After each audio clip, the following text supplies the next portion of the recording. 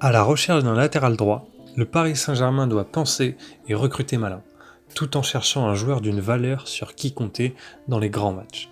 Mais surtout qui sait défendre. Pas besoin de latéraux ultra offensifs quand on a une attaque comme celle du PSG. Le PSG a besoin d'un joueur qui a de l'expérience au plus haut niveau, tout en restant dans des prix abordables. Malgré tout, il y a peut-être des pistes à creuser en Angleterre.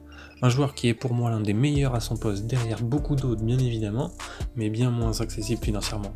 Alors que ce joueur-là, aux alentours des 40 millions d'euros.